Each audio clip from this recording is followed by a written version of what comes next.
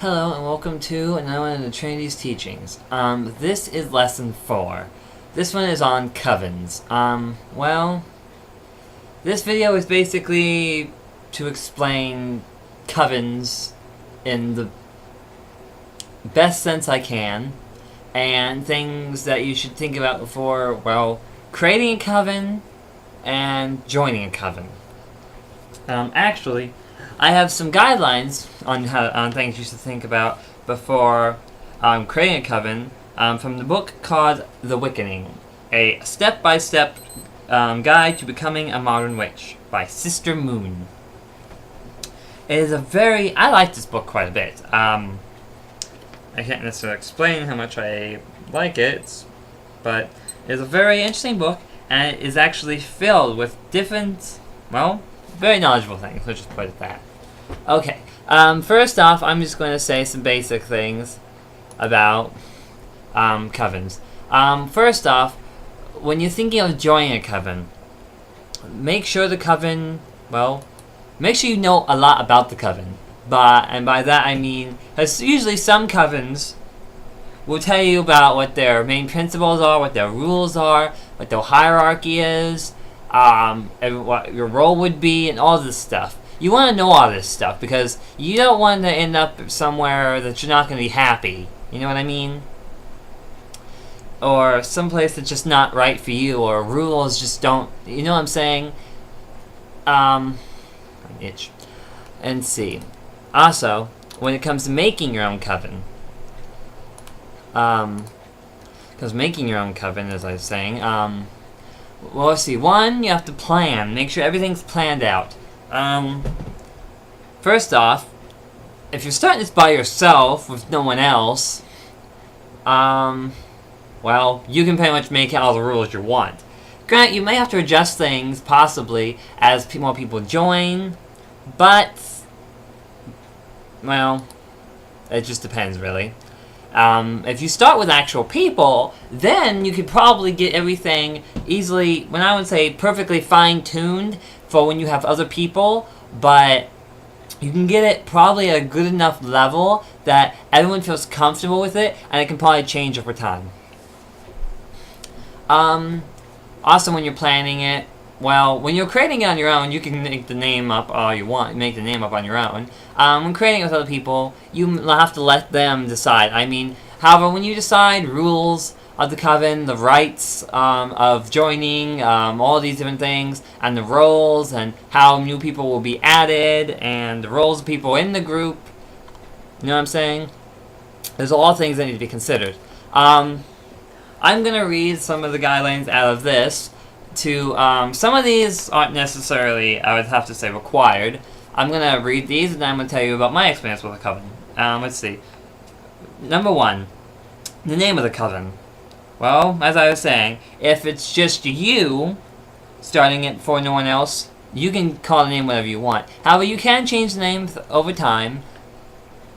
Number 2, the acting high priestess. Just about everyone has a high priestess. If you're starting as a male, or you're a guy starting a coven, or if you're an all-guy coven like mine was, you don't have a high priestess, really. But you will pick someone as kind of high priest who holds that role.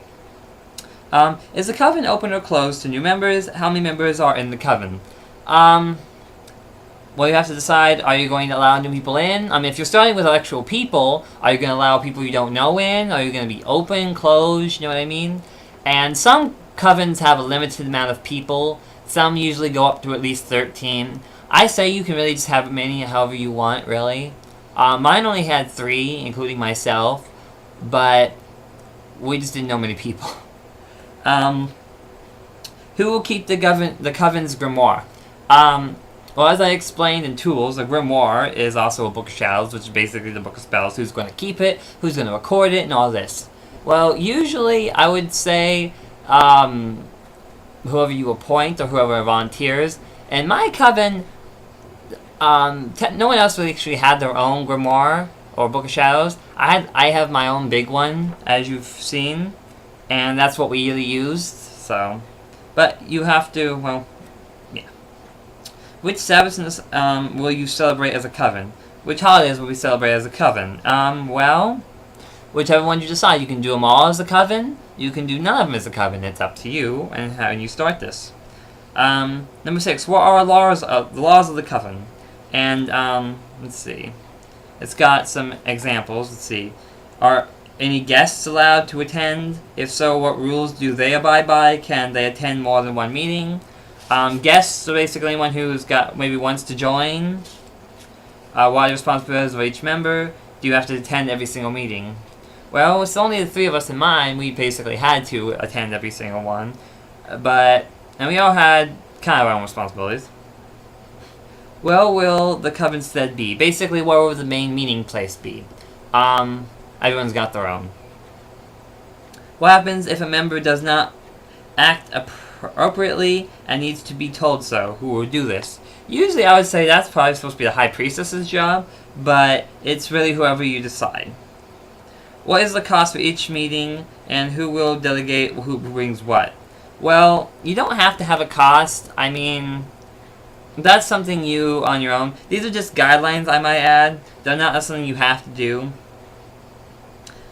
Should the rules of the coven and the positions of the members be voted on every year, or are they permanent?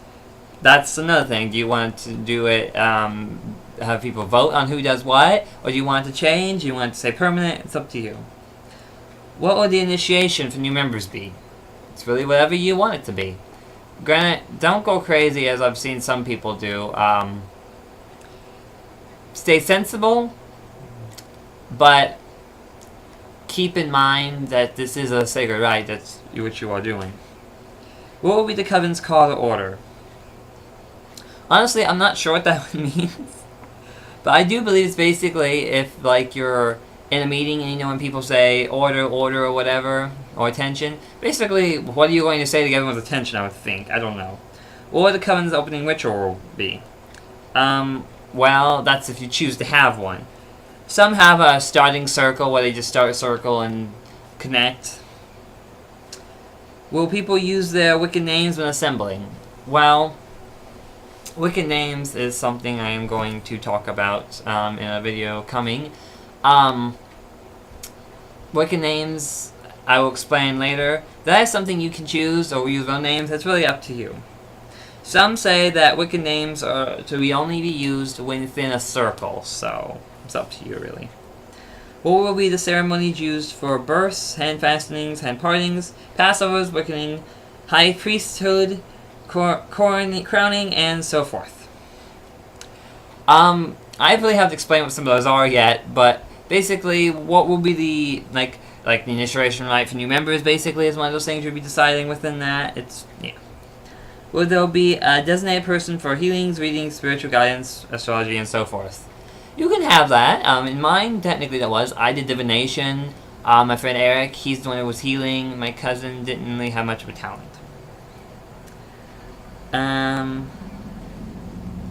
What will be the attire of the coven?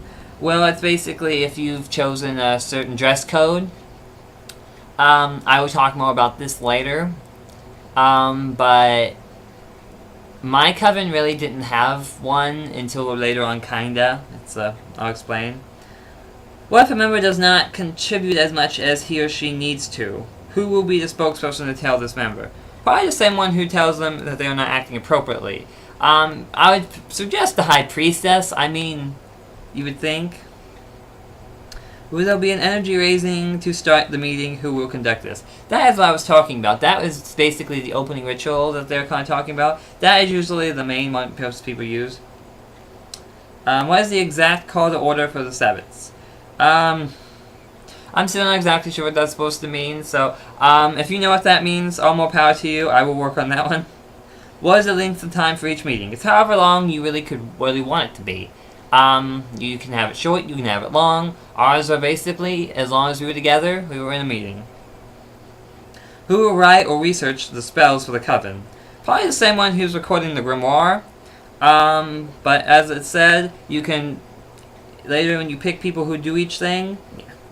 If there is an excess of funds in the coven, where will they go and who will oversee them? Okay. Now, not all covens require, one, a money addition or for you to give money. I mean, that's something that I actually don't know what covens do that. But those are for people who have money. When you're young and a teen Wiccan, like most people, and how I started out, you're not going to be able to do such things. So, who will be the communication source, and will this job be rotate? Communication source. Basically, I would say the head speaker, but that's usually I would think would be the highest priestess. But who will be the record? Who will record the spiral passage and make sure that everyone has a list of the laws? Basically, making sure everyone knows what they're doing, I'd say. I don't know. So that's up to you, as I said. Will solitaries be allowed to join the coven? Solitary practitioners. Well, if you allow people who just aren't Wiccans yet to join, I would say yeah. But that's also up to you. Who will prepare the altered materials for each meeting? Another thing you would choose. Will the coven invest in coven tools? Another thing. In my coven, we used the tools that I had. We shared tools. I will talk more about that also probably later on. What are the reasons for immediate dismissal from the coven? In my tool video, I had spoken about some things when it comes to tools, but anyway, those are some guidelines. My experience in the coven, see, I didn't have this book when I started my coven, so it's one of those things that I didn't know it, so I really couldn't be responsible until later. But we were only 3 people, so we really didn't have much of a coven. But the way our coven started was on my friend's birthday. It was not long after my cousin had reconnected with us. I thought of doing some sort of ritual to show that we are together once more. And we carried a coven out of it. And I started teaching them Wicca, and basically that's how it went. We actually had met another coven in the process. Okay, I'm going to say this now. You can join with other covens and create one big coven. It's fine. But make sure everything fits. At first, we were going to join a coven with another coven that we had met, but let's just say some issues arose that weren't foreseen at first, and it almost caused the destruction of my coven with these people. Finally, we were able to separate ourselves from them, and our coven continued as it was. Anyway, our coven wasn't perfect. I mean, there was a lot of fighting and a lot of stuff, but in the end, I would do it all again because I loved it. But anyway,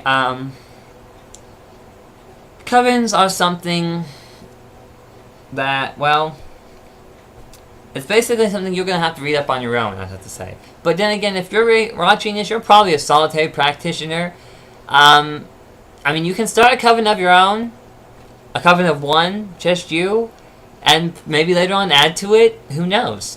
Sometimes solitary practitioners join together and do things, but they're still solitary, but they have a coven in a way. It's hard to say, honestly, but it's hard to define. But anyway, that has been this Trinity's teachings on covens. I hope you enjoyed, and I hope you learned some things. So if you ever start to make a coven, you know what all to think about. If you're going to join a coven, you know what to do, as in, know what your responsibilities would be, the rules, the laws, and all that of the coven. It's best to know these things, because it's like trying to start a game without knowing the rules. You have not knowing what you're doing, or what to do and what you can and can't do. You know what I mean? Anyways, thank you for watching, and until my next Trinity teaching, goodbye.